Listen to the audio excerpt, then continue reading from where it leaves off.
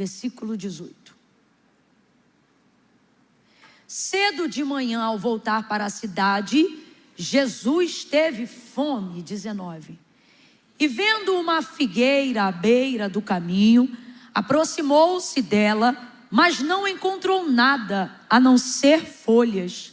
Então Jesus disse à figueira: nunca mais nasça fruto de você. E a figueira secou-se imediatamente. Diga amém pela exposição do texto sagrado. Agora diga misericórdia pelo tipo de exposição do texto sagrado.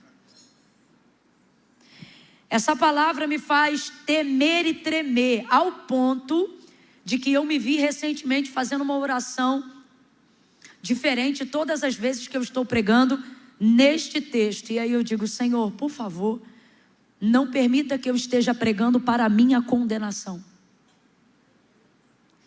De tão forte que eu compreendo que é essa palavra. Porque, gente, isso nem é sobre planta. Como é que pode, né? Vamos falar junto? Não é sobre planta? Não é sobre planta, não. Tudo que Jesus faz traz consigo uma pedagogia muito grande. Tudo que Jesus faz traz consigo um ensino muito grande. Sobretudo quando ele vai fazer alguma coisa na frente dos seus discípulos. Seus discípulos não estão apenas acompanhando Jesus. Seus discípulos, diferente da multidão que o observa, que quer comer, que quer beber, que depende de um milagre para passar mais um dia, para viver mais 24 horas, diferente deles, os discípulos não, eles estão sendo realmente treinados, discipulados. E dentro desse contexto de discipulado, Jesus jamais vai permitir com que alguma coisa aconteça sem que aquilo traga consigo uma pedagogia didática, clara, ou sobre a manifestação do reino dos céus, ou sobre a salvação da humanidade através dele. Então, ele está ensinando o tempo todo. E nesse caso aqui, fica nítido que não é literalmente sobre plantas, né? É simplesmente uma forma de Jesus demonstrar que todos nós estamos subordinados a um tempo. Tá saindo o som? Não, tá saindo aí? Tu segura então só um pouquinho. E você sabe que eu amo acompanhar, sempre acompanho. Aquele que habita no meio dos louvores, ele me ajuda. É combustível para a minha vida, viu? Mas hoje você acredita que Deus falou comigo que é para eu pregar no seco? Glória a Deus. Glória a Deus, porque não é tu. Tá? Porque eu também já estou acostumada com aquele irmão vem, na hora que vem, que o tecladista fica doido comigo e eu... Mas hoje... Amém, glória a Deus. Tu acredita?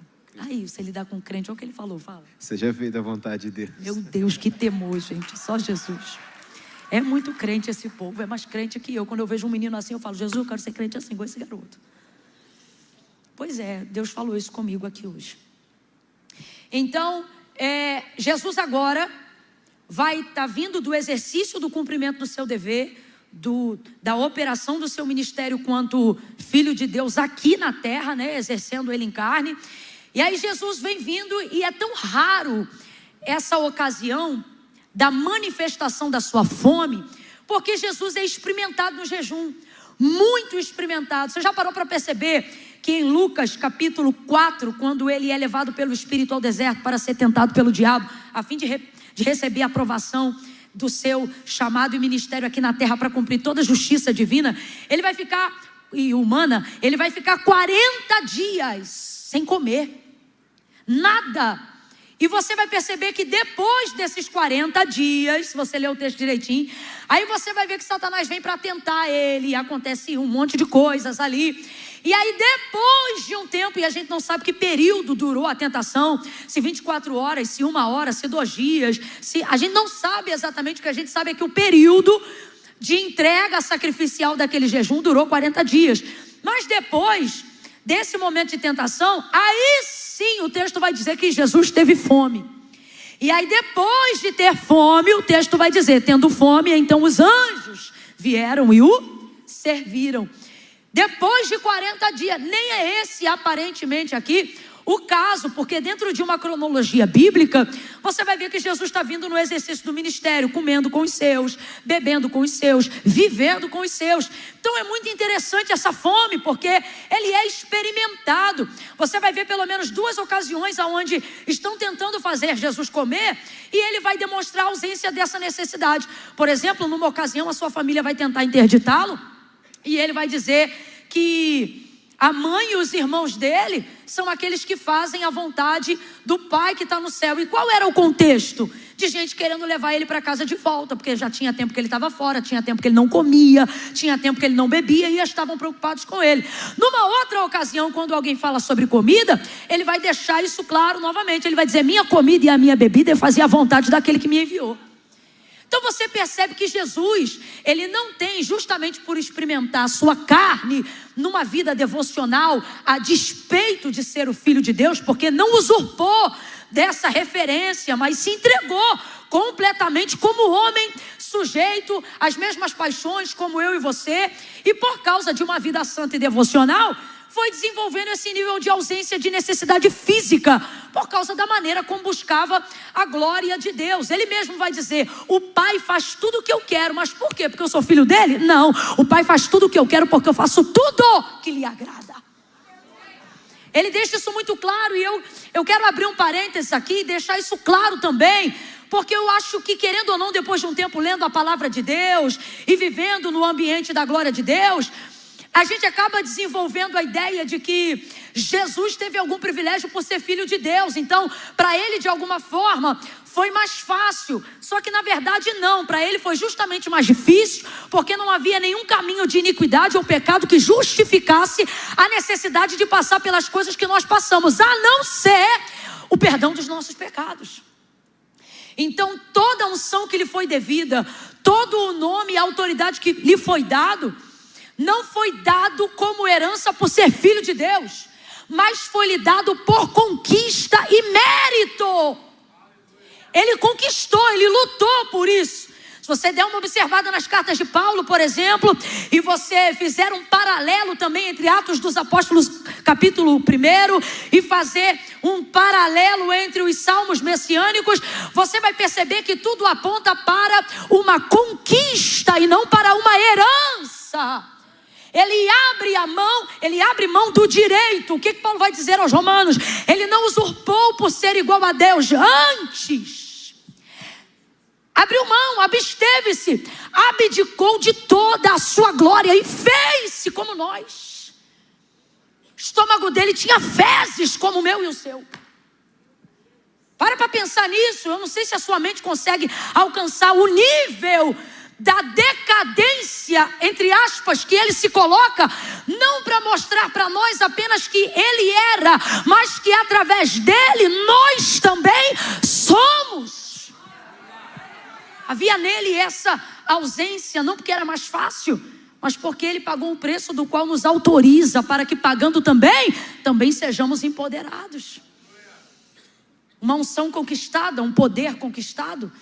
E aí você vai perceber, por exemplo, que quando o apóstolo Paulo relata a maneira como os principados e potestades começaram a despojar a si mesmo na assunção dele, ali vai se cumprir Atos capítulo de número 1, e vai se cumprir o salmo messiânico de Davi, que diz: levantai, ó portas, as vossas cabeças, levantai, ó moradas eternas, para que entre o rei da glória. O porteiro nunca abriu a porta de fora para dentro, então ele pergunta: quem é este o rei da glória? Parece até que o céu não está informado, mas não é. Isso tudo é protocolo para legitimar a conquista, como quem diz: não está entrando porque tem conchavo, está entrando porque foi conquistado para cumprir a palavra.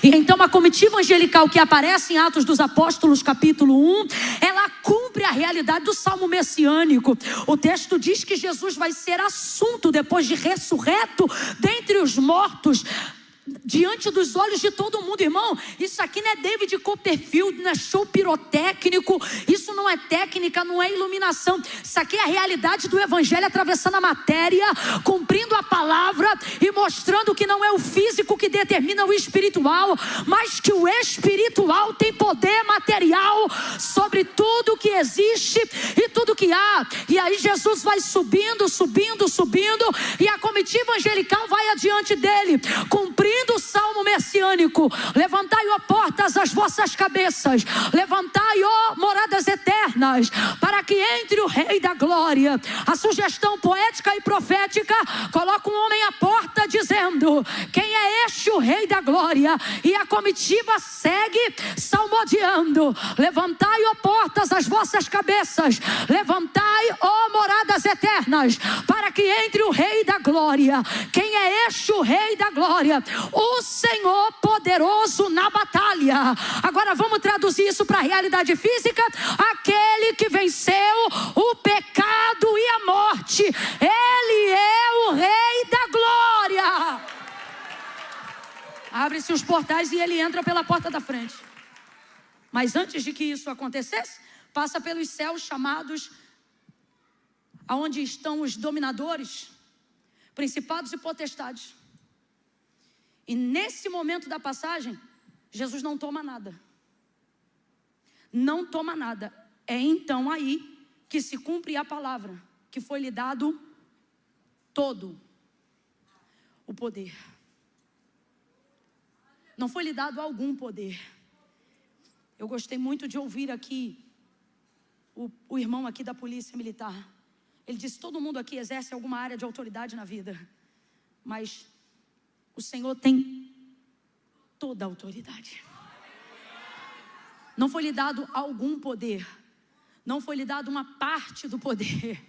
Não, a palavra se cumpre nessa hora. E foi lhe dado no céu, na terra, embaixo da terra, no inferno, nos ares, todo o poder, do qual todo joelho se dobra, toda língua confessa, e tudo que tem consciência reconhece que Ele é o Senhor.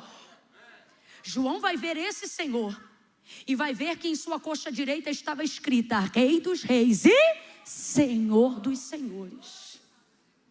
Agora, quando ele transcende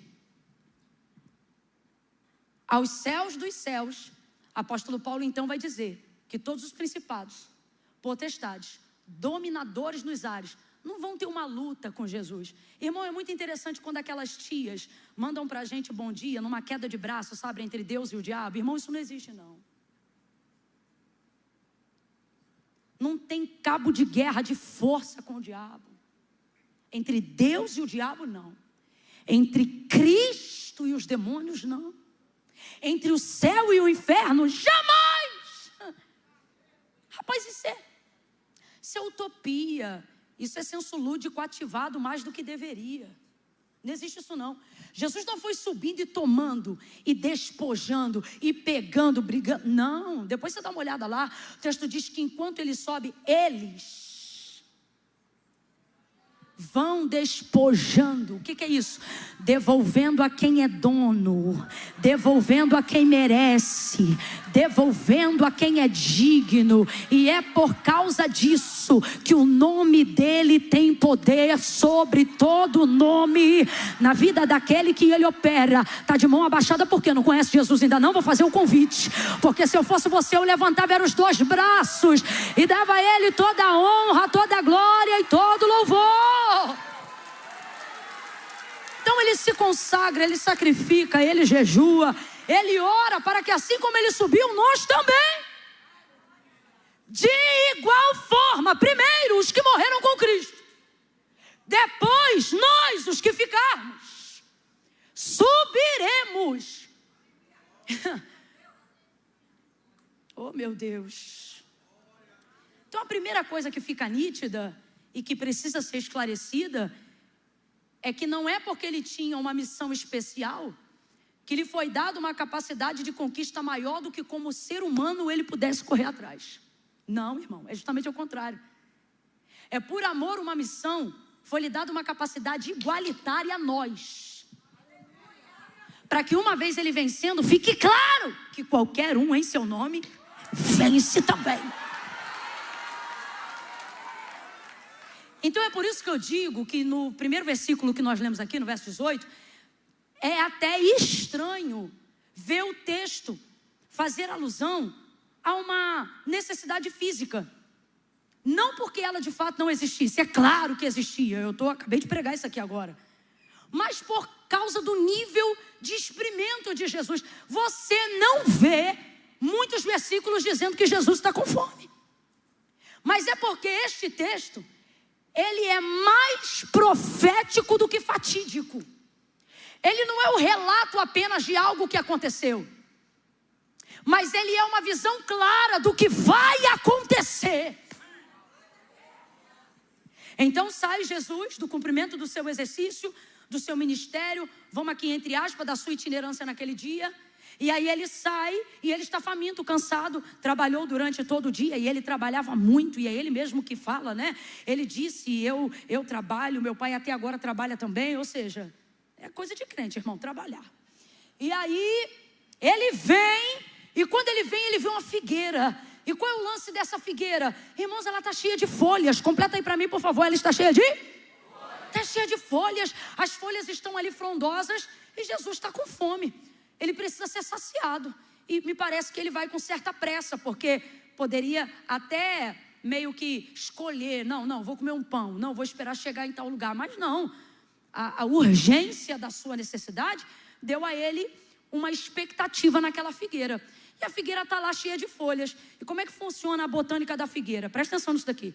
De uma maneira geral, não é assim que árvores frutíferas se comportam.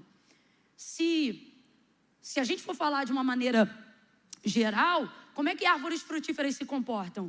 Primeiro, elas dão folhas. Depois, elas dão ou broto ou flor.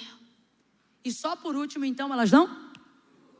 Então, vamos comigo só para a gente não esquecer. Diga, folhas, flores, frutos.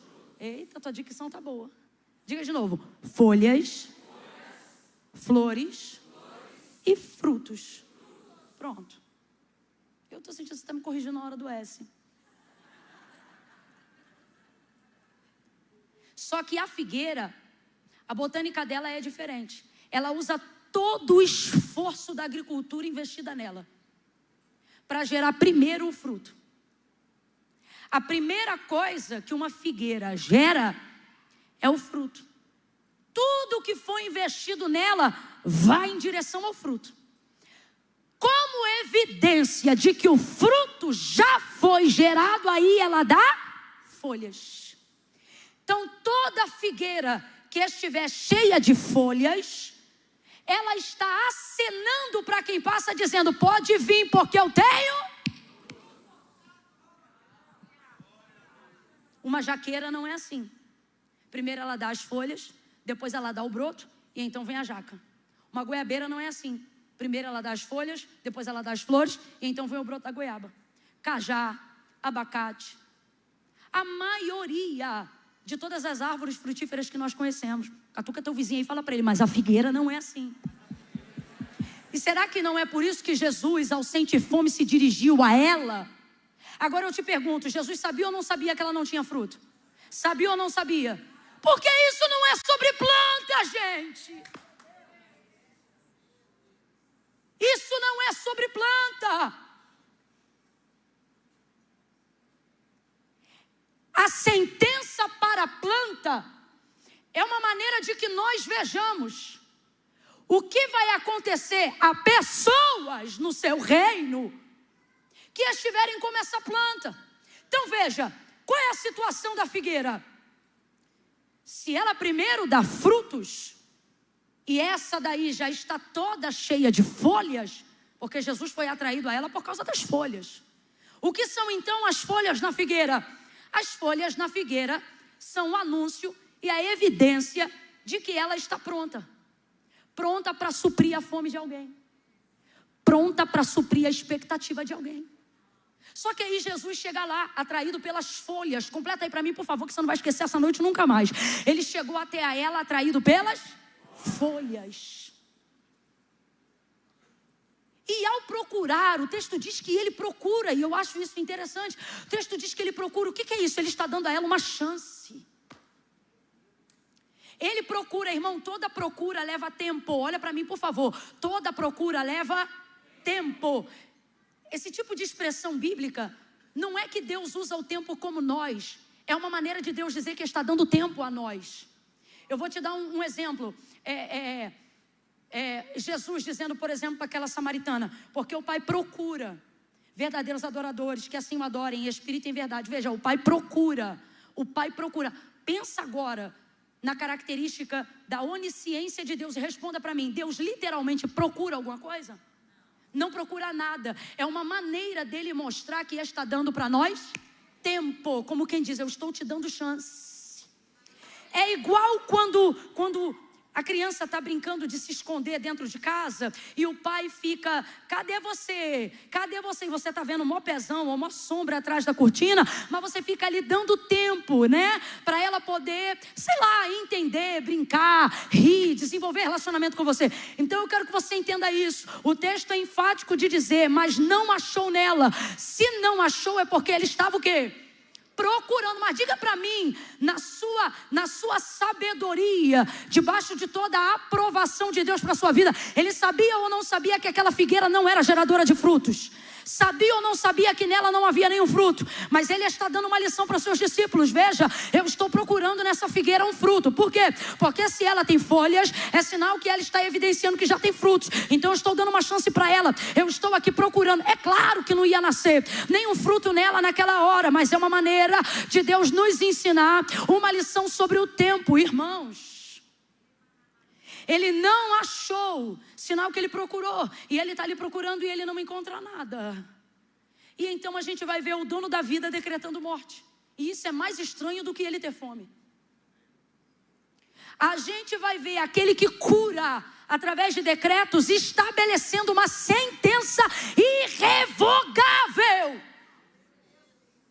Para pensar por 2 instantes, conhecendo a história de Cristo, conhecendo o ministério de Cristo, sabendo como Ele opera, na força que opera, no poder que atua, sabendo que Ele é o verbo vivo que se fez carne, e Deus é a manifestação do próprio amor. Jesus é a manifestação carnal, física, verbal, figurada, literal, do próprio amor de Deus. E Deus amou o mundo de tal maneira que deu o seu Filho unigênito, para que todo aquele que nele crê não pereça, mas tenha vida eterna. Eu quero que você lembre de quem é o Cristo que nós servimos.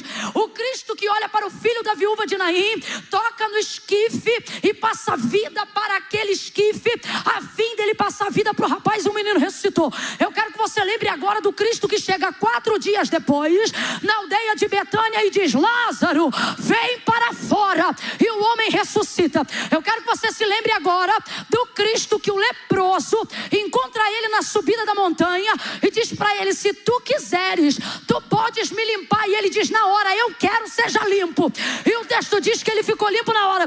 Eu quero te lembrar daquele que chega no tanque de Betesda, depois de ver ali um homem acamado por anos e anos, e diz para ele, levanta, toma a tua cama e anda. E o texto diz que ele levantou e andou. O Cristo que vê Bartimeu clamar pelo caminho, filho de Davi, tem compaixão de mim. Ele olha para o homem e diz, o que queres que eu te faça? O homem diz, que eu veja. Ele diz, pois então veja. E o texto diz que os olhos do cego se abriu. Ele expulsa demônios, ele ressuscita mortos, ele restaura mulheres, ele faz de prostitutas evangelistas. Ele.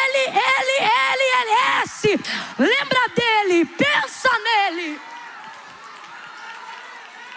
Você consegue imaginar alguém no exercício do seu ministério, em plena atividade e força do seu amor? O texto diz que ele chorava.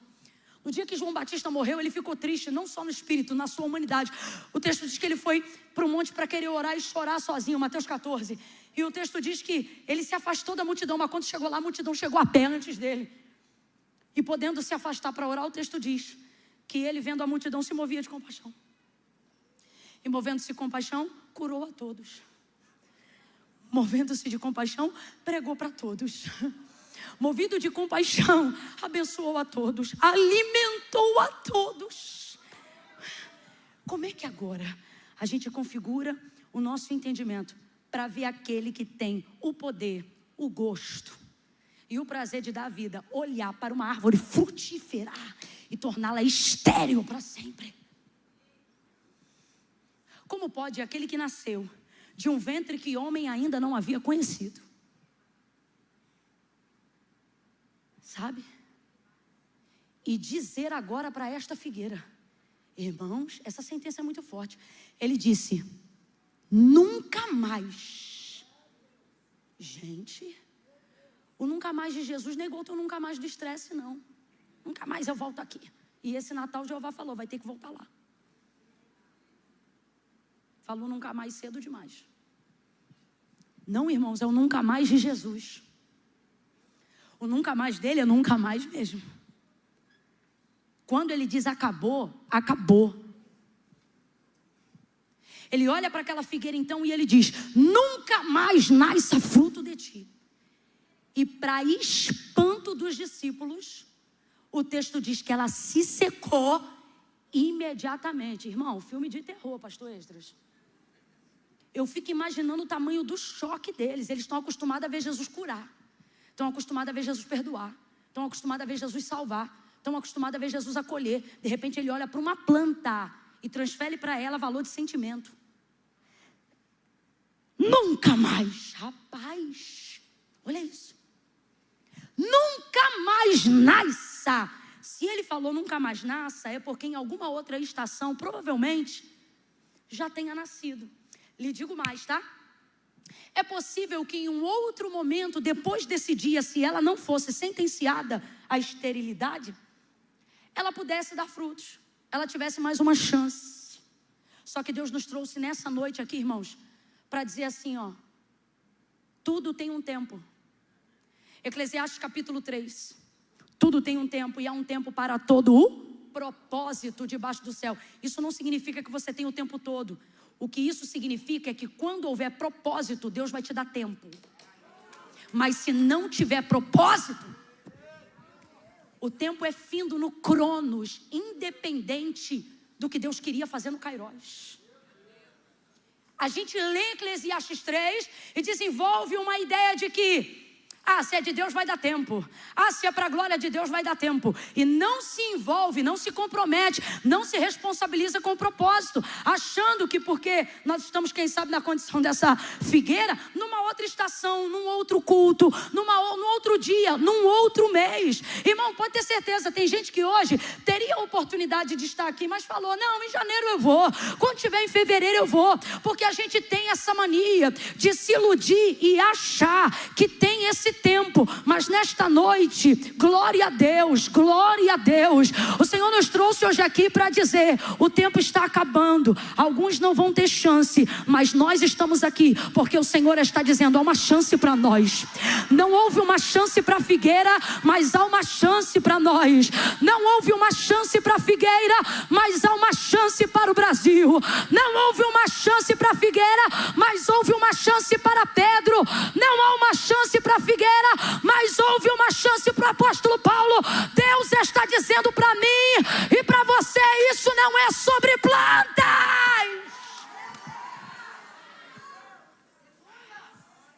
Nunca mais nasça fruto de ti, secou para sempre. Diga comigo, eternidade. Ela está sentenciada pela eternidade e assim será naquele grande dia. Não tem segunda chance. Não tem segunda chance. E a gente precisa cortar esse sofisma do diabo, essa falsa esperança, que engraçado que não serve para nada no exercício do cumprimento do nosso ministério. Essa falsa esperança não levanta a gente da cama quando a gente está deprimido. Essa falsa esperança não faz a gente quebrar ciclo antigo. Essa falsa esperança faz a gente repetir os mesmos pecados. Ou seja, que desgraça de falsa esperança é essa? Que não atua em nenhuma das áreas que ela deveria atuar, mas atua na área de me fazer acreditar que eu ainda tenho tempo. Outro dia eu me arrependo, outro dia eu largo esse pecado, qualquer hora dessa eu paro de fumar, qualquer hora dessa eu paro de beber, qualquer hora dessa eu paro de prostituir, Daqui a pouco eu largo a pornografia. Masturbação já tem tanto tempo, daqui a pouco, qualquer hora aí, a gente vai embora. Agora vamos lá, e eu preciso ir na origem aqui para você não confundir. Eu quero que você guarde essa informação. Jesus não sentenciou essa figueira porque ela não tinha fruto. Guarda isso na sua mente. Porque como ele procurou, não achou, disse nunca mais nasça fruto de ti. Senão a gente pode criar a ideia, sabe o quê? Ah lá, ó. Ele acabou com ela porque ela não tinha fruto. Não, vamos na origem, na essência do texto. O problema aqui não é ela não ter fruto. Não, lhe digo mais. Ela estava, era bem. Se passando por ela, ela tivesse seca. Ela estava melhor. Se ela tivesse seca, ela estava melhor. Se ela tivesse dura, pálida, sem vida, ela estava melhor. É típico de Jesus passar pelo que não tem vida e dizer viva. É típico de Jesus passar pelo que está morto e dizer renasça, ressurja, cresça, produza, prospere, frutifique. É típico dele. Ele trabalha com a verdade e ele mesmo disse: conhecereis a verdade e a verdade vos libertará. Eu quero deixar isso claro aqui nessa noite. Essa figueira não foi seca porque não tinha frutos. Essa figueira foi seca porque exibia folhas. Se ela não tem fruto, gente, quem está prestando atenção, diga eu aqui. Quem está lutando contra o sono com veemência, diga eu. Isso, lute, porque tua carne não quer receber essa palavra não. Tua carne quer ilusão. Mas fatigas a carne hoje, e amanhã o Espírito te levantará da cama para um novo dia.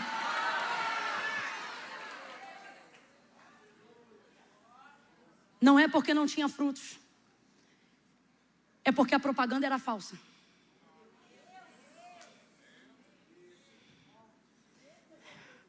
Não é porque não tinha frutos. É porque ela mostrava na vitrine o que não tinha no estoque. Estou falando uma linguagem bem rasgada que é para todo mundo entender.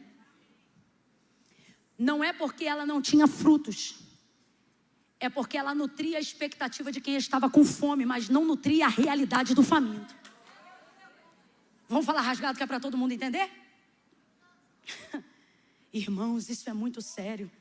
Jesus não anda por aí decretando sentenças para quem não tem frutos. Sabe por quê? Salmo de número 1, algo ligado ao caráter do próprio Deus. Bem-aventurado o varão que não anda segundo o conselho dos ímpios, não se detém no caminho dos pecadores, não se assenta na roda dos escarnecedores. Antes, tem o seu prazer na lei do Senhor, e na sua lei medita de dia e de noite. Pois será, aí olha a comparação, pois será como árvore plantada junto a ribeiro de águas, a qual dá o seu fruto. Eu acho lindo isso aqui. Na estação certa, em outras versões, na estação própria. O que Deus está mostrando aqui pra gente? Que aqui ninguém dá fruto junto, tudo igual. Cada um aqui tem a sua estação, cada um tem um chamado, cada um tem um ministério, cada um tem uma unção, cada um tem um propósito. É por isso que a gente não tem que ficar se comparando com feed de internet. É por isso que a gente não tem que ficar se comparando com quem cantou mais, quem pregou menos, quem é assim, quem é assim. Irmão, cada um aqui vai dar o fruto na estação própria. E há no Senhor o gozo e a alegria do cultivo da agricultura, antes mesmo do fruto. João capítulo de número 15, Jesus vai comparar toda essa agricultura, e eu vou falar pela 4ª vez nessa noite. Veja, não é sobre planta, mas quando ele fala de salvação, João 15, ele vai dizer assim: meu pai é o agricultor, eu sou a videira, vocês são as varas. Toda vara que estando em mim dá fruto, meu pai poda, para que dê mais fruto. Porém, toda vara que estando em mim e não frutifica, meu pai corta e lança no fogo. Aí eu te falo, isso é sobre planta? Isso não é sobre planta. O que a gente percebe dentro da parábola? Que muito antes do fruto há todo um cultivo. O que isso significa? Deus não vai atropelar o tempo da tua maturidade. Deus não vai atrapalhar o tempo da tua produtividade. Deus sabe que tudo será perfeito ao seu tempo. Para aquele que está no temor do Senhor, para aquele que não se assenta na roda dos escarnecedores, para aquele que não está por aí andando segundo o conselho dos ímpios, mas está debaixo da vontade de Deus, Deus está dizendo: você não está adiantado nem atrasado, tu vai dar fruto na estação certa. Não tenha medo, não tenha desespero, não tenha angústia, você está no caminho certo. Deus está dizendo, Deus não está dizendo: eu vou te atropelar porque já tem 10 anos, já tem 5 anos, eu não estou vendo o que eu queria. Ei, Ei. Duas verdades. Abri um parênteses aqui. Duas verdades. Primeira, a maioria de nós confunde fruto com dom. E acha que fruto é exercício ou manifestação de dom. Pois eu vou lhe dizer, dom é folha. Prega isso para alguém aí que essa pessoa tem que ter isso em mente. Diga para ela, dom. Não, você não falou, diga dom. Me ajude a acordá-la, diga dom. É folha. É folha. Irmão, com todo respeito, o que eu estou fazendo aqui agora pode até produzir fruto para quem estiver ouvindo a pregação que eu estou pregando agora. E se meu coração estiver sincero, até eu posso comer daquilo que estou produzindo, haja vista que não vem de mim.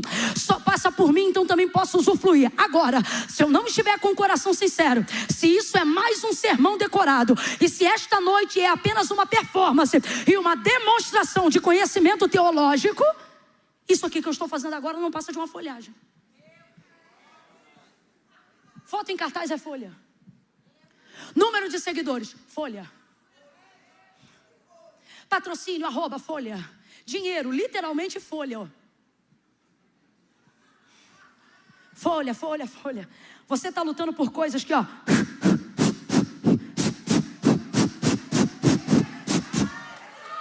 Pegue a cama de um enfermo. Pede a cama de um enfermo. Com fome. Com esperança. Joga em cima dele 1 milhão. Veja se ele levanta.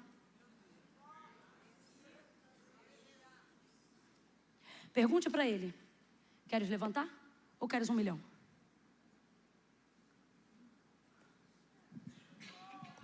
Folha, irmão, isso é folha. Oratória, folha. Vernáculo, folha. Popularidade, folha. Grana, folha. Atender a expectativa da galera, ser amado pelo mundo, folha, acorda. Não fica chateado, mas se ficar, melhor ainda. Folha. Aí daqui a pouco você está usando toda a produção do investimento que o agricultor fez para produzir. Aí você diz, eu estou cansado da obra. Não, está cansado de ter que manter a aparência na obra. Não, eu tô cansado da igreja, irmão. Igreja não cansa a ponto de não te realizar. Tudo que Deus usa como ferramenta para você produzir e te cansar, Ele se encarrega de resolver. Por isso aos seus amados Ele dá enquanto dorme. Para quem faz para Deus a fim de produzir fruto, essa pessoa recebe saúde até quando está deitada. E se dormir só 3 horas, Deus faz quem dormiu 3 horas ter um sono renque de quase 12 horas. E quem dormiu 12 horas levanta cansado do mesmo jeito. Hoje Mara chegou para mim e disse assim: pastor Ezenete é incansável. Eu falei: Mara, isso é oração. Sabe por quê? Se não tiver uma vida de fruto, a folha o vento leva. Na primeira difamação o vento leva. Na primeira fofoca o vento leva. Na primeira confusão o vento leva. Mas no fruto ninguém toca. O agricultor está aí e ele vai se saciar. Ele quer fruto. Folha. Folha faz chá. Não alimenta, não. Folha faz chá, chá faz dormir. A maioria das vezes é assim. Jesus não está com sede. Jesus não quer relaxar. Jesus está com fome.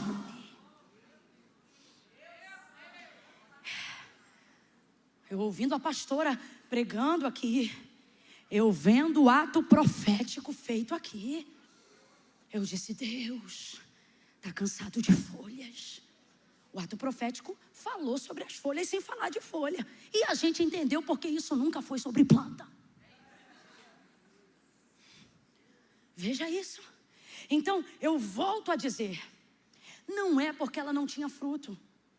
Porque se ela não tem fruto e demonstra que não tem fruto, eu te digo que acontecia era o contrário. Conhecendo meu Jesus, era capaz dele passar e por causa da fome, vendo que ela não tinha fruto, mas tinha potencial, apesar de estar seca, o mesmo que disse: seca agora, nunca mais nasça fruto de ti, e obedeceu, também não poderia dizer: nasce fruto agora. Sim ou não? Sim ou não? O mesmo que disse, morra e morreu agora, não poderia ter dito, viva e ela viver na hora? Óbvio, gente, é tão nítido, não é isso? Mas o problema não foi esse. Vai secar para sempre, vai ficar estéril para sempre, não vai produzir nunca mais. Rasgado aqui, a grosso modo, acabou tua chance. Acabou tua chance de produzir. Acabou tuas possibilidades. Quando eu paro para pensar sobre isso, eu fico muito temerosa. Porque eu penso que ele não arrancou ela de lá, ele deixou ela lá. Todo mundo que passava via que ela estava seca. E todo mundo sabe que ela estava seca por uma sentença e não por falta de chuva. Sabe o que eu vejo? Que debaixo de uma sentença, ela recebeu chuva como outras árvores. Outras árvores que estiveram secas quando ela tinha folha, agora frutificam. E ela, estando na mesma terra, recebendo a mesma chuva, continua seca para sempre. O que isso mostra? Que circunstância temporária, a palavra de Deus é permanente. Ela tinha de Deus, em Cristo, uma palavra permanente. Foi uma sentença? Foi uma sentença, mas é uma palavra permanente. Então veja o poder da palavra. E agora vamos para o outro lado. Que outro lado? Já te falei do Salmo 1, que não é sobre o fruto, porque cada um aqui vai dar o seu fruto na estação própria. É sobre falar a verdade. É sobre não andar por aí com folha quando você ainda não tem fruto. E falando isso, eu quero deixar ainda mais claro uma coisa aqui, até para não parecer hipócrita, porque eu mesmo tenho seguidores, eu mesmo tenho alguma evidência. Então eu quero deixar claro aqui, não é pecado ter folhas. O problema é que a folha deve ser a evidência do fruto e não ao... Qual é o problema da figueira? Ter folhas? Não. O problema dela é ter folhas sem ter dado propaganda enganosa. Irmãos, tem muita voz bonita cantando. E a gente fica ainda assim no culto, tô toda arrepiada. Claro, não tem discernimento nenhum. Quando a gente não tem discernimento, meu irmão, a nossa emoção brinca com a nossa alma. Brinca com a nossa alma. Por quê? Porque quem não fortalece o espírito, fortalece a carne, sempre será enganado pelas emoções. Pessoas que não caíram, não, meu irmão. Não estou falando de queda, não. Caiu, levanta. O justo pode cair até 7 vezes. De todas, o Senhor levantará. Queda.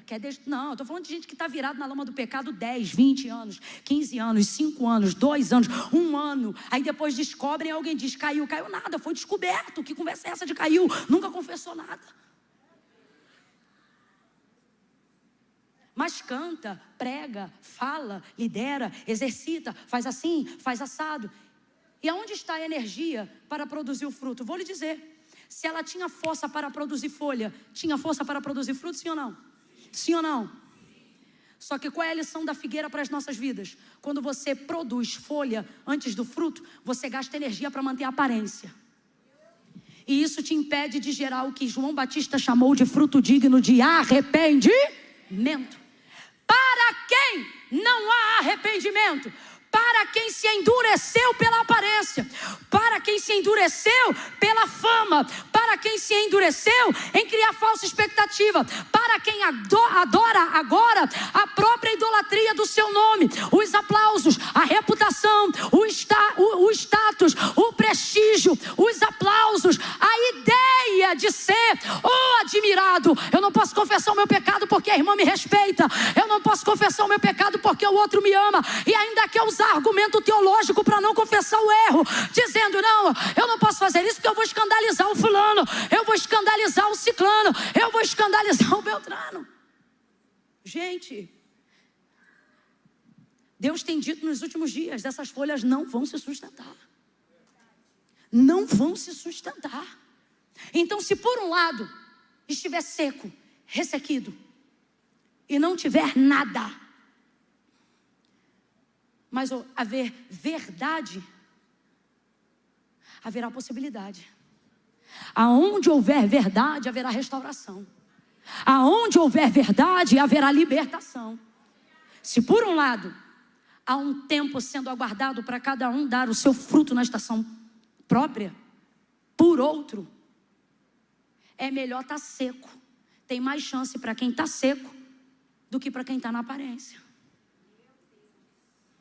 Jó vai dizer assim, A esperança. Diga comigo, a esperança. Agora olha para que a esperança. A esperança para a árvore cortada.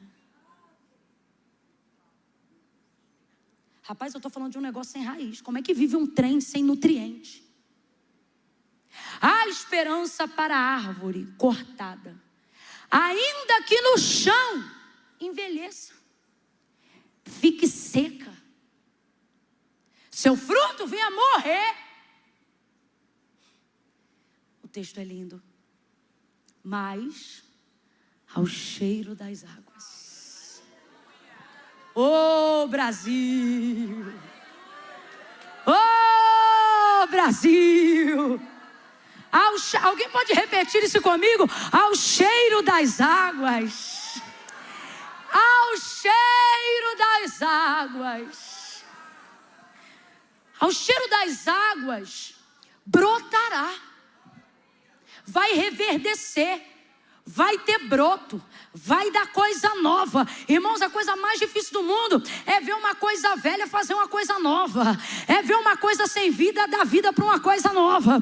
Só que o que Deus está dizendo é: se tiver cortado, se tiver seco, se tiver sem raiz, se tiver sem fruto, o cheiro das águas é o suficiente. O que é o cheiro das águas? João vai dizer em Apocalipse que ouviu uma voz que vinha do trono, e a sua voz era como um som de muitas águas. Aplica isso na vida prática. O que Deus está dizendo? Pode estar ressequido, pode estar perdido, pode estar frustrado, destruído. Se você tiver coragem de confessar a verdade, primeiro, lei. Aquele que confessa alcança misericórdia. O que confessa e deixa alcança misericórdia. A segunda coisa, cheiro de água está debaixo de uma palavra. A voz do Senhor se manifesta como o som de muitas águas. Salmo de número 29. Dai ao Senhor, ó filhos dos poderosos, dai ao Senhor a glória devida ao seu nome, adorai-o na beleza da sua santidade. A voz do Senhor é poderosa, o Deus da glória troveja. O Senhor está sobre as muitas águas. Oh meu Deus, eu estou sentindo a tua voz perfumando este ambiente. Levante a tua mão, porque eu não vim profetizar que você vai dar fruto em 2026. Eu vim profetizar que essa noite tu vai sair daqui gerando frutos dignos de arrependimento. Grita comigo assim: palavra! Vamos, diga palavra! Você não precisa de todo o recurso que você acha que precisa. Você precisa de uma palavra, irmão. Quando tu não tinha recurso, tu buscava a palavra. E foi através disso que você chegou exatamente onde está. Só que agora você tem recurso, alça a mão primeiro do recurso. Aí se o recurso não funcionar, você vai buscar a palavra. Inverteu a ordem. E é por isso que também a biologia da vida espiritual está invertida. Primeiro folhas, depois frutos, que é para sustentar quem as pessoas acham que você é. Que é para sustentar quem as pessoas acham que eu sou. E então ficamos esgotados. E por que ficamos esgotados? Porque a energia, a busca, que deveria estar sendo direcionada para a produção dos frutos, que glorificam o nome de Deus, que renovam a nossa vida, que trazem propósito para os nossos dias, que traz alegria independente de dinheiro ou de saúde, fenecem e morrem, porque a biologia da vida espiritual foi alterada. Hoje toda a energia é canalizada para fazer você acreditar que eu continuo sendo quem você viu um dia. E assim vamos sustentando um padrão de hipocrisia religiosa. Há quem ore 1 hora, há quem ore 2 horas e mesmo assim repita o padrão. É um período onde não há usufruir de intimidade. Jesus entra, ouve tua oração, ele chega com fome e sai com fome, porque você só pediu ele para sustentar as suas folhas. A chuva que tem regado a terra para sustentar suas folhas. O adubo que tem sido colocado na sua terra para sustentar as suas folhas. As campanhas para sustentar as folhas. As ofertas para sustentar as folhas. Tudo em nosso ecossistema espiritual visa manter as folhas. Sabe por quê? Porque manter os frutos é constrangedor, publicamente falando. Os frutos requerem que as folhas apareçam quando elas quiserem. E não quando eu quero. É ver gente que não presta em evidência, em detrimento de quem presta. E ter que olhar isso e não encher o coração de ódio nem de amargura. Mas não queremos gastar tempo com os frutos. Mas nessa noite o Senhor nos trouxe aqui, numa noite de arrependimento,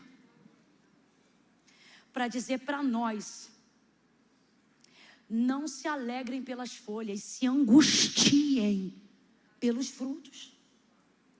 Há uma idolatria velada e deuses edificados no nosso meio, na imagem do próprio eu, aonde servimos a Deus para ter sucesso, servimos a Deus para ter uma vida estável, servimos a Deus para ter saúde emocional. Irmãos, me diga, aonde os profetas de verdade tinham saúde emocional perfeita? Não tinham. Por quê? Porque a estruturação do sobrenatural é comprometedora à natureza da carne. Uma vela, para se manter acesa, entra em processo de derretimento. Alguém está entendendo o que Deus está falando aqui? Então preferimos desconfigurar a ideia de produzir o que agrada a Deus, não porque não somos capazes, mas porque fomos introduzidos à ideia de que tudo isso pode ser usado para o nosso benefício. E é mesmo, e funciona. Faça uma campanha por um carro e você vai ganhar um carro. Pedi e dá-se-vos-á. Buscai e acharei. Batei e abri-se-vos-á. Porque no reino de Deus é lei. O que pede, recebe. O que busca, acha. O que bate, se abre. Leis no reino de Deus funcionam sem que haja exercício de fé que renuncia. São leis. Eu não estou falando de obra de fé, eu estou falando de princípio divino. Dê o dízimo e você viverá a recompensa do princípio da fidelidade. Dê ofertas generosas e você prosperará na área financeira. Isto são leis e princípios, mas nada disso coloca teu nome no livro da vida. É folha, cara.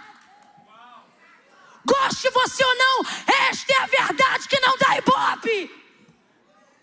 Folha! Cultos para folhas, campanhas para folhas, orações para folhas. Nossos jejuns costumam ser pelas folhas. E depois não entendemos porque mudamos de casa e continuamos tristes. Porque as que não geravam conseguiram gerar, mas estão desesperadas na condição de mãe. Continuam tristes. Porque as não casadas que se casaram agora vivem um inferno no casamento. Continuam chateadas. Por que os pastores que outrora receberam de Deus uma promessa e eram alegres no ministério, mas agora estão em Isaías dizendo: ai. Vamos jogar limpo nessa noite. É para falar de arrependimento? Vamos nos arrepender de usar toda a musculatura espiritual para produzir folha. E depois não entender porque tomamos Santa Ceia e continuamos tristes. Porque oramos e milagres não acontecem.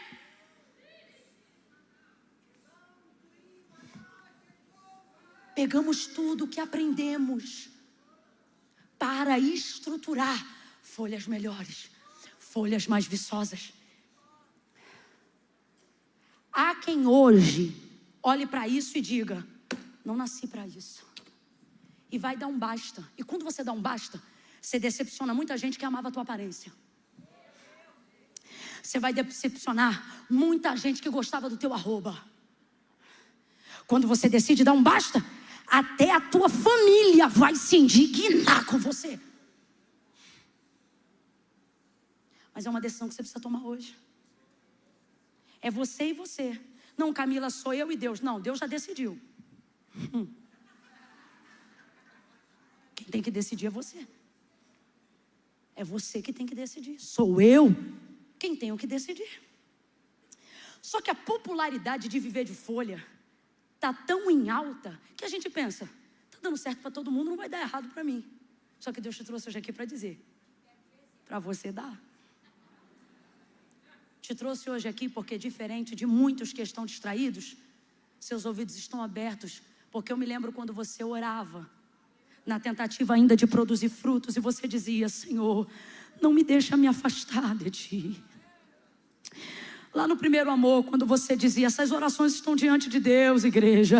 Quando você dizia: Senhor, se o Senhor vê que eu vou me desviar. Oh, meu Deus!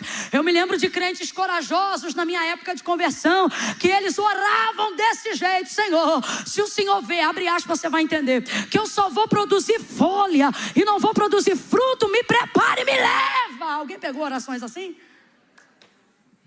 E hoje, como são as nossas orações? Não me mata não. Me mata não que eu tenho que casar, me mata não que eu tenho que ganhar dinheiro. Guarda minha família, guarda minha casa, guarda tudo. Mas não é para glorificar teu nome não. É porque essa semana eu vou assinar um contrato. Vai me dando vitória, vai jogando os demônios por terra. Vai...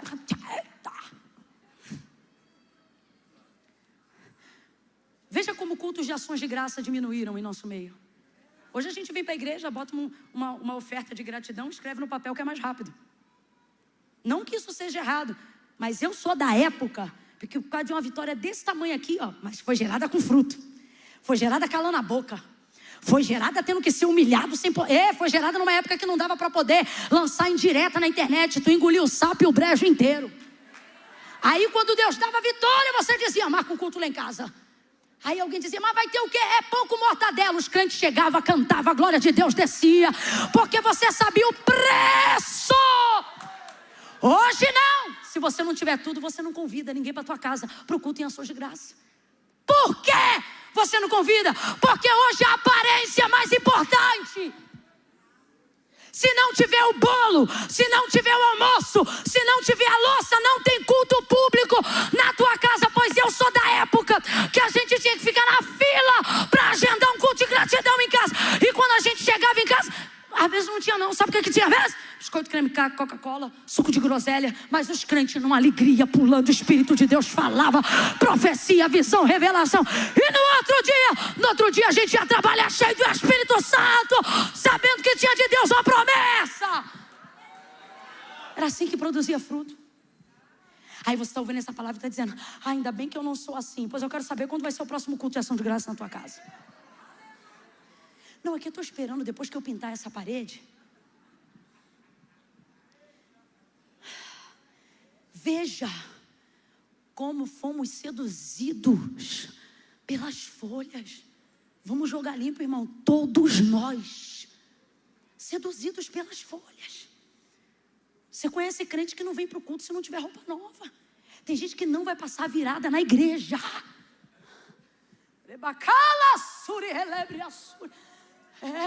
Dá vergonha, eu estou sentindo vergonha. Mas alguém está sentindo, mas não é vergonha do outro não. É vergonha em si. Aonde nós chegamos a ponto de uma pessoa não se sentir à vontade na casa de Deus, porque ela não tem uma roupa nova, um carro à altura. Hoje igrejas são escolhidas para congregar como vitrine. Essa combina comigo, essa não combina comigo, por aparência.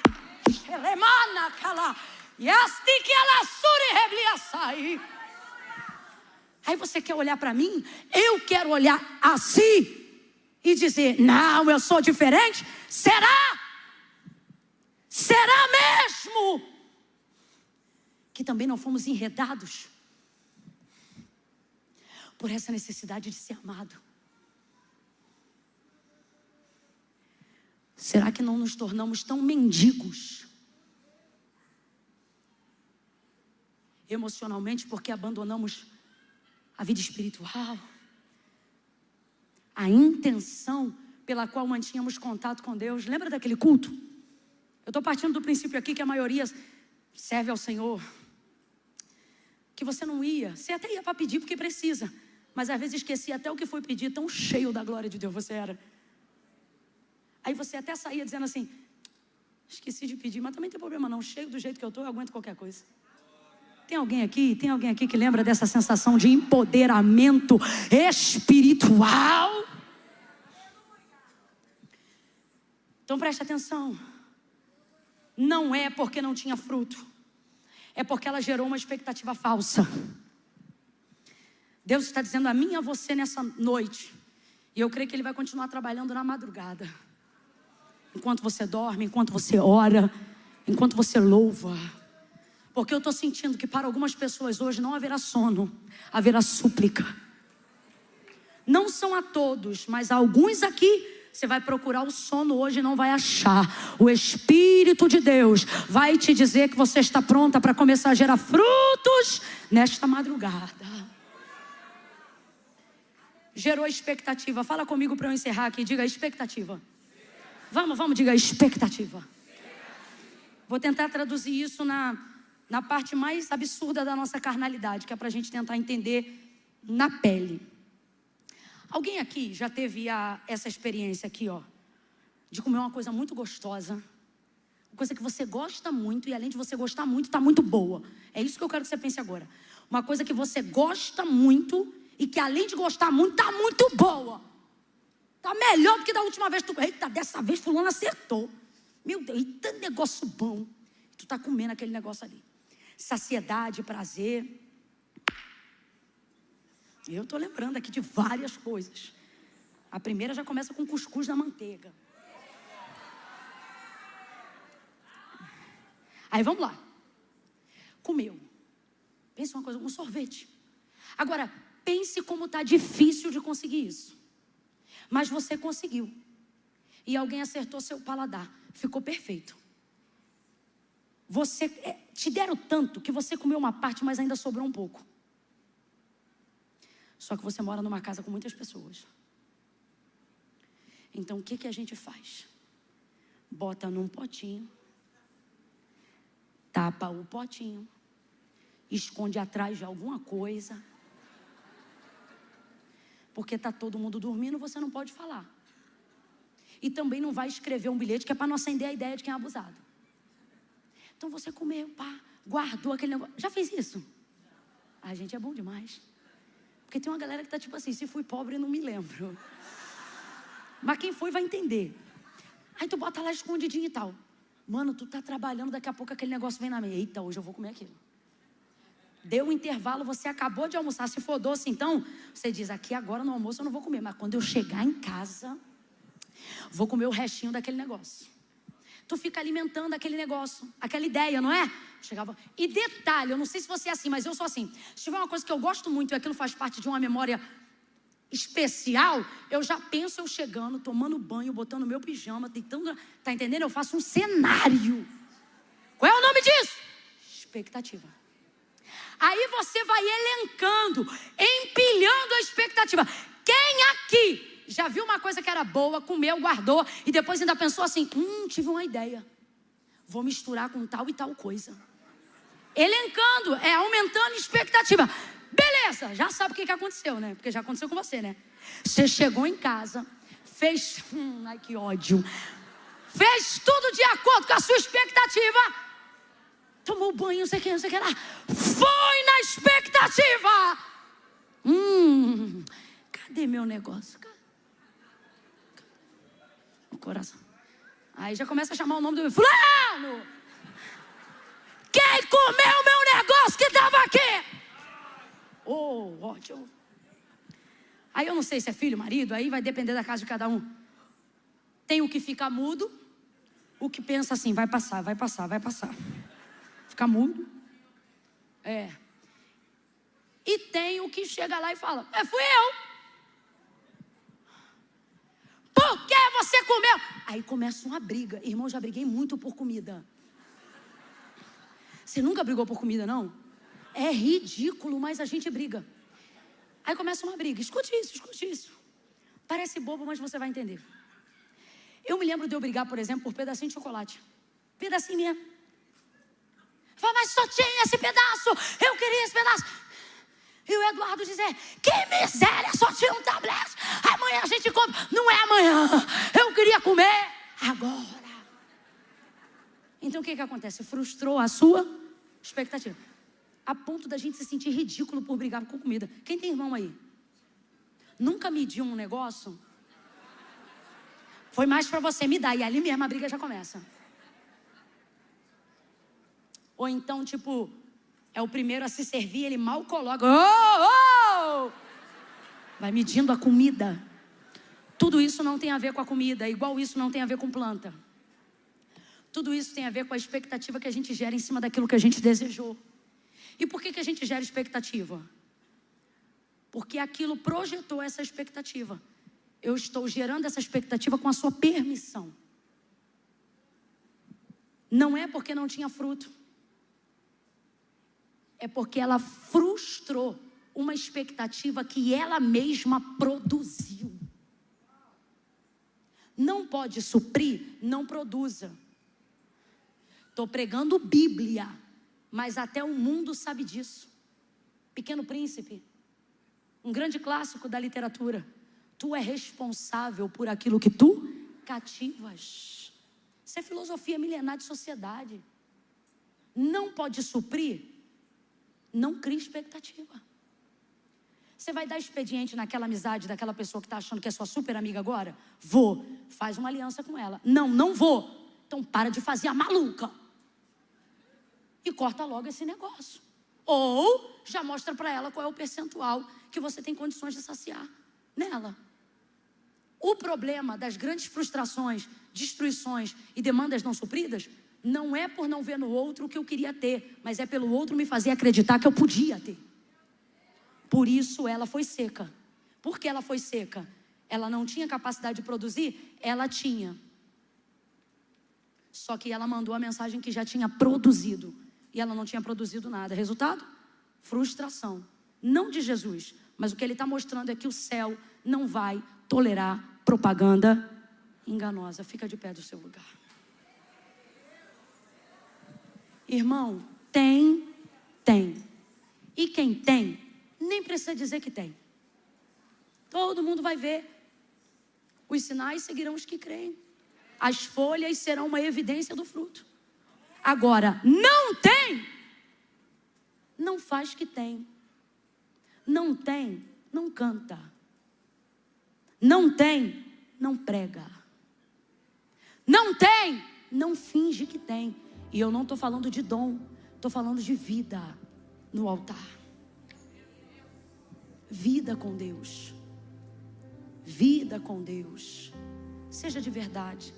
Ah, Camila, eu oro pouco, mas eu oro. É de verdade. Camila, eu não jejuo nem metade do que eu gostaria de jejuar. Mas quando jejua de verdade? Então jejue. Camila, se eu tiver que orar hoje, do jeito que eu tenho que orar, eu nem sei se Deus vai ouvir. Você quer que eu te diga quando Deus não ouve? Quando só tem folhas. Ele prefere um rabisco, um graveto seco, do que uma folha brilhosa, que é fruto de aparência e não de verdade. Palavras bonitas não impressionam Deus, gente. Entramos aqui nessa noite como noite de arrependimento. Eu quero louvar a Deus, porque a despeito da sua condição física, emocional, mental, daqui de cima a gente pregando vê tudo. Você não olhou para o relógio nem um minuto. Eu quero louvar a Deus pelos corações que entraram hoje aqui, como o de Esté. Se perecer, pereci. Você está no vai ou racha. Tipo assim, Deus, ou eu mudo, eu mudo. Eu quero louvar a Deus porque final de ano, eu sei lá de onde tu saiu, mas tu chegou aqui. Me parece que o que você está dizendo é: Deus, já virei o ano muitas vezes, mas a vida não muda. Hoje eu vim diante de ti porque eu quero que a tua pessoa me vire do avesso. Hoje a virada tem nome, é Jesus de Nazaré. Quase esqueci, coloca aí na tela para mim, por favor. Gênesis capítulo 3. Gênesis capítulo 3. Será por que Jesus sentenciou essa figueira? Eu acho que tem sinais aqui, ó. Gênesis capítulo 3, versículo 6 e o 7.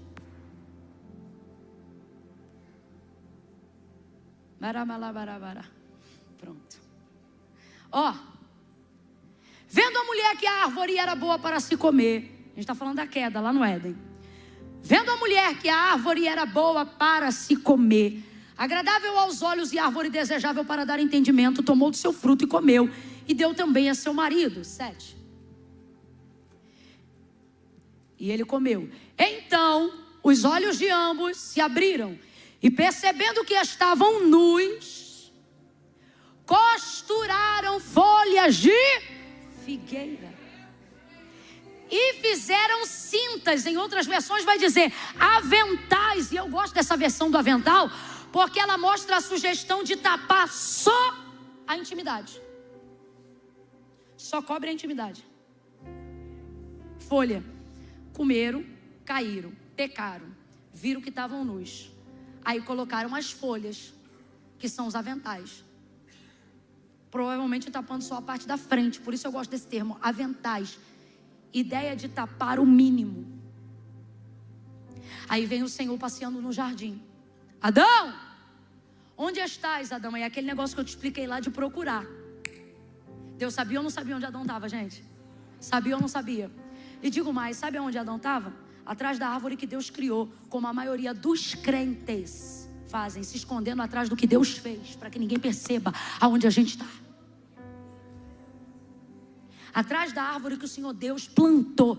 Porque, irmão, o mundo é um mundo, mas o Éden quem plantou foi Deus. O agricultor é agricultor desde sempre. Adão, onde estás, Adão? E Deus sabe que Adão está lá, mas está dando para ele uma chance, porque é aquele que confessa e deixa, alcança misericórdia. Mas Adão está com medo. Adão está atrás da árvore, com uma folhinha de figueira. Adão! Aí vem ele, coberto com folha de figueira. Senhor, eu ouvi a tua voz soar no jardim e me escondi, porque eu estava nu. Quem te disse que tu estava nu? Eu comi do fruto que disse que não comesse. A mulher que tu me deste me deu e eu comi. Aí ele dá uma sentença para a mulher, dá uma sentença para Adão, dá uma sentença para a serpente. Porque nessa noite Deus está dizendo: libero decretos, mas também sou Deus de sentenças. E está na hora da gente que serve ao Senhor saber que de Deus não se zomba, gente. Não se fica de aparência no altar e nem na casa de Deus. Deus faz isso, mas quando Ele termina, Ele diz, o texto diz, então o Senhor tirou as folhas de figueira. Quem ainda está comigo? Diga eu aqui. O Senhor tirou as folhas de figueira e o texto diz, e os vestiu de pele. Oh, aleluia. A pele aqui é sugestão de couro animal, nada vegetal. Até porque todo mundo sabe que tudo no Antigo Testamento aponta para Cristo. A Bíblia diz que o cordeiro já estava preparado antes da fundação do mundo. A ideia aqui, até por uma questão de sociedade, é que depois todo mundo passou a vestir pele de animal. O couro, toda a indústria têxtil funciona nessa área e isso tem uma origem. Então o que a gente entende? Nunca se escalpelou ninguém sem derramar sangue. Então o que o texto nos indica, tá? Indica, sugere, é que houve um sacrifício para que houvesse cobertura de nudez. Sim ou não? É que houve algum sacrifício para que a vergonha fosse extinta. Sabe o que Deus está dizendo? O que você quer cobrir, o que eu quero cobrir, folha não tapa. O tipo de coisa que precisamos para resolver áreas da nossa vida que seguem frustradas por não termos coragem de exibir a nossa nudez, vão continuar expostas à vergonha e à acusação do inferno e ao enfraquecimento do poder, se a gente não aguentar a transição. Camila, que transição? Vem comigo. Se o texto diz que o Senhor tirou as folhas de figueira e os cobriu de pele, o texto deixa claro para mim que nem que seja por 1 segundo ou 2, eles tiveram que em algum momento ficar completamente. Você consegue trocar uma roupa e a outra sem tirar, irmão, tudo em algum momento transicionar para a nudez, transicionar para a cobertura? Tem que transicionar. Aí sabe o que Deus está dizendo para mim e para você nesses últimos dias? Eu vou mais além. Sabe o que eu acho que Deus queria? Que Adão saísse, era nu mesmo de lá de trás, e falasse assim: olha aí como é que eu estou. Olha aí como é que eu estou. É a chance que Deus quer dar para a gente, como nação, como igreja. Quem sabe hoje, ao ouvir essa palavra, não digamos mais: Deus, me tira daqui. Não. Mas paguemos o preço do constrangimento temporário em prol da salvação eterna. Dizendo: Deus, não precisa mais me procurar não. Eu caí em mim. E estou vindo aqui mostrar para o Senhor que eu estou peladão. Nua, nu. Chega de esconder minha nudez. Vou aparecer diante do Senhor, porque eu sei que o teu sangue pode cobrir uma multidão de pecados. Fecha os teus olhos, curva a sua cabeça agora. Se você quiser virar para a parede, se você quiser dobrar o joelho, eu quero você à vontade agora. Liberdade, sabe? Busque ao Senhor aonde você quiser. Camila, meu pé está doendo muito. Se quiser, pode sentar. Eu quero você numa posição que você não tenha pressa para falar com Deus. Se quiser se apoiar na cadeira, se a coluna já está doendo de ficar sentado, pode virar em direção para a parede, se apoiar. Não, Camila, eu quero me deitar no chão. Se lance. Camila, eu quero sentar para me prostrar. Eu não vou aguentar. Eu estou com problema no joelho. Senta.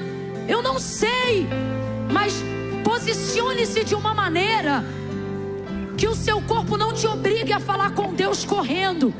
Que o seu corpo não te obrigue a falar com Deus às pressas. Busque uma posição aí agora. Busque uma posição aí agora. Agora feche os seus olhos. Feche os seus olhos. E comece a clamar por ajuda ao Espírito Santo. Não peça nada ainda a Deus. Apenas chame o Espírito Santo. Só chame Ele, Espírito Santo. Por favor, vem aqui. Espírito Santo, por favor, me ajuda aqui. Espírito Santo, eu quero me expor como Adão. Eu quero sair de trás. Quero sair de trás de tudo que eu tenho usado, às vezes até na tua obra, para me esconder. Às vezes eu me escondo atrás do cargo. Às vezes eu me escondo atrás da unção. Às vezes eu me escondo atrás do dom. E eu quero sair de trás dessa árvore agora. Eu quero sair. E eu quero dizer para o Senhor que eu não quero ser uma farsa. Eu não quero ser uma fraude. Eu não quero ser uma folha que se antecipa aos frutos. Me perdoa. Me ajuda. Me ensina a orar agora. Uma oração que não possa ser rejeitada pelo meu Pai. Agora diga: Pai, em nome de Jesus. Comece a orar, comece a orar. Senhor, coloca em mim, Senhor, o arrependimento necessário. Me chama pelo nome. Aonde houver em mim falsa alegria, aonde houver em mim emoção apenas carnal, vai tomando o espaço do teu Espírito em mim e vai jogando por terra todo sofisma de Satanás nesta noite.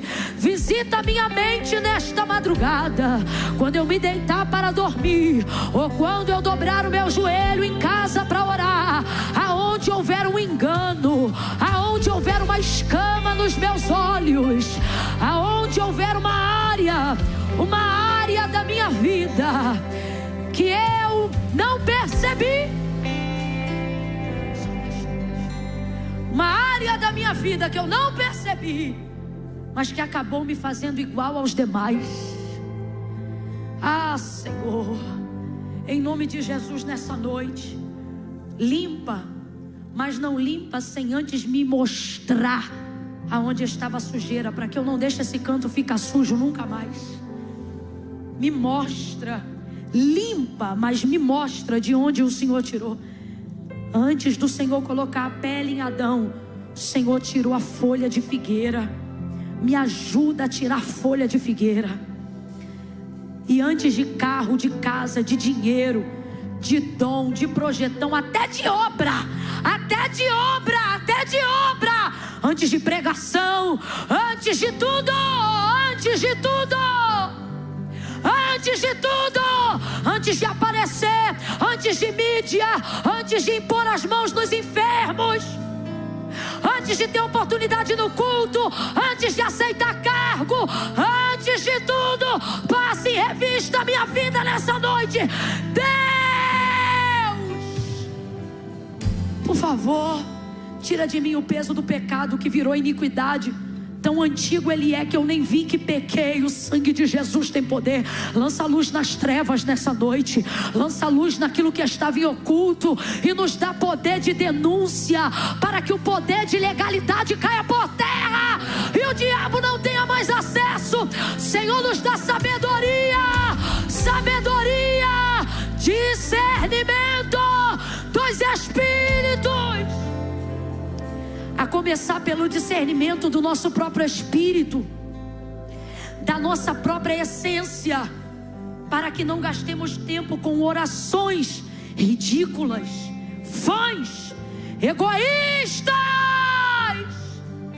que só geram folhas, mas não promovem a transformação do caráter, não trazem o poder verdadeiro e genuíno do Evangelho. O sangue de Jesus tem poder. Comece a clamar pelo sangue de Jesus. Comece a aplicar o sangue de Jesus. Senhor, passa teu sangue na minha mente, me purifica. Passa teu sangue no meu coração. Aplica teu sangue. Clame, Camila, mas eu já sou salvo. Clame pela evidência do sangue agora mesmo. Clame pela evidência do sangue. Clame pela evidência do sangue. Me marca com teu sangue, passa teu sangue, me purifica com teu sangue, me limpa com teu sangue. O sangue de Jesus tem poder, o sangue de Jesus tem poder. Clame, clame pelo sangue, clame, clame, clame pelo sangue, clame pelo sangue, clame pelo sangue, clame, clame. O sangue de Jesus tem poder. O sangue de Jesus tem poder. O sangue de Jesus tem poder. Oh, passa teu sangue.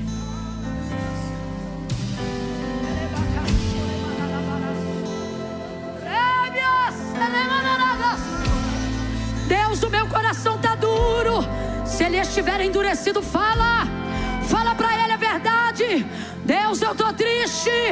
Deus, eu não aguento mais a depressão. Deus, eu estou fria. Deus, eu estou frio. Deus, já tem tempo que eu venho para o culto, mas eu não choro na tua presença. Eu não consigo orar. Eu não consigo ter 15 minutos de concentração. A pastora Camila está orando aí, mas parece que é 1 hora. Eu já estou cansado. Eu já estou de olho aberto. Eu já estou incomodado. Senhor, eu mudei, Senhor. Eu não era assim. Me leva de volta. Me leva de volta para o jardim. O jardim da ressurreição. O jardim das folhas que evidenciam a ressurreição e não a queda. O jardim que evidenciam a vitória do sangue sobre a carne e sobre o pecado. Em nome de Jesus, Pai. Pai, nós oramos, te clamando. Purifica as saídas do nosso coração, nossas intenções, nossa mente. Nos conduz a um arrependimento. Comece a repetir essa palavra em oração: arrependimento. Vamos, comece a repetir ela em oração. Pode ser sussurrando, mas repita: arrependimento. Eu preciso me arrepender. Espírito Santo, por favor, eu te imploro. Vamos, suplique. Vamos. Senhor, minha carne não aguenta mais. Meu corpo quer levantar, meus olhos querem abrir, mas nesta noite eu me levanto em guerra contra o pecado. Eu quero te pedir: restaura a minha musculatura espiritual, restaura a minha intimidade e a minha comunhão. Sai folha de figueira e vem cobertura do alto, vem cobertura do alto,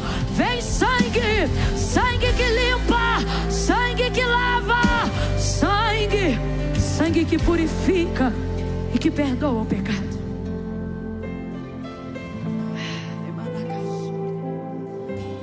O ministério de louvor pode correr aqui no altar. A igreja permaneça em espírito de súplica.